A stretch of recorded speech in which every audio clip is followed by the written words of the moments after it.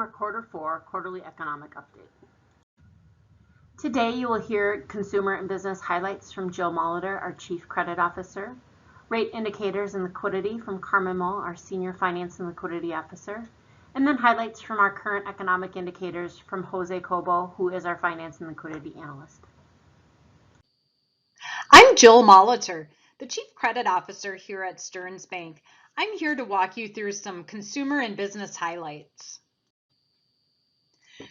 Businesses operating less than 2 years continue to account for a growing portion of newly opened commercial accounts, and they account for an average of 27% of new accounts in 2020, and that has increased to over 39% thus far in 2023. Business Experian reports that 473,000 new businesses formed in October of 2023, and that's well over pre-pandemic levels. New and existing businesses have a continued need for financial support to assist with their growth opportunities, and that's to help them become or continue to operate as viable operations.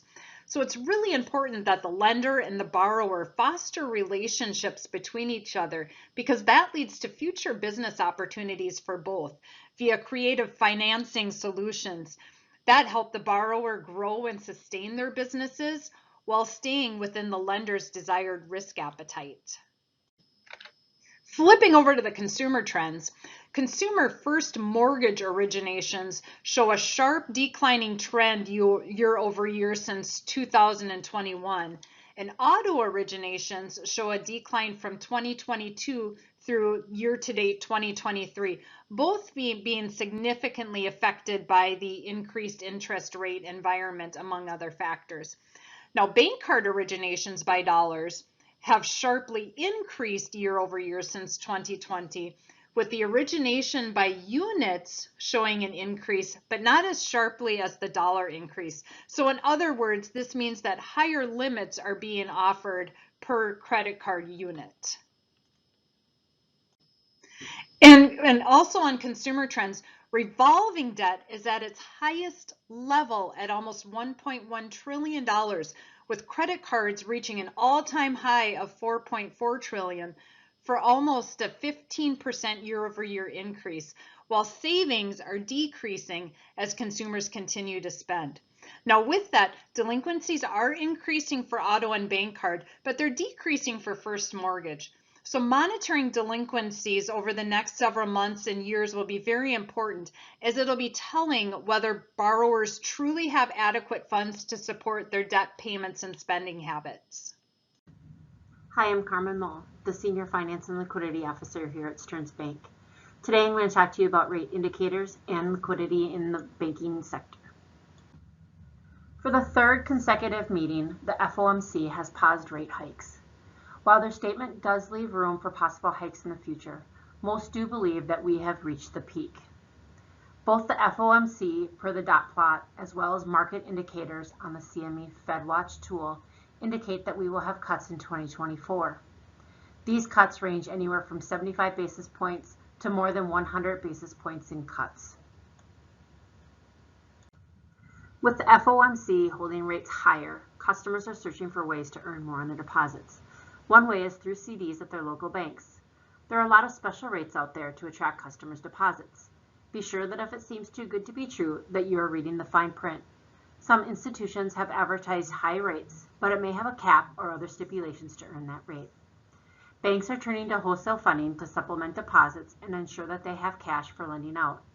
Both CDs and wholesale funding come at a higher cost to the bank. This is putting pressure on some institutions' bottom lines. Hello, my name is Jose Cobo. I'm the Finance and Liquidity Analyst. Today I'll be going over highlights from current economic indicators. The second of three estimates for real GDP, a measure of U.S. economic activity adjusted for inflation, was released on November 29th, and it indicates the economy grew at an annual rate of 5.2% from the prior period. The impressive reading was driven by an increase in consumer spending and inventory investment. The Atlanta Fed's GDP Now, a running estimate of real GDP growth, projects a rate of 2.6% as of December 14th for the fourth quarter, following recent data showing spending and domestic investment growth.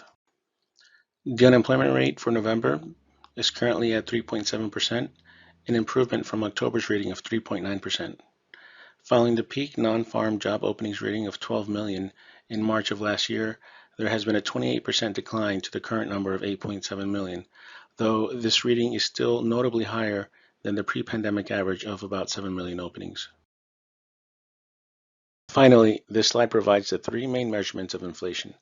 The continued downward trend is an indicator for Fed watchers of a potential decline in the Fed funds rate sooner than later.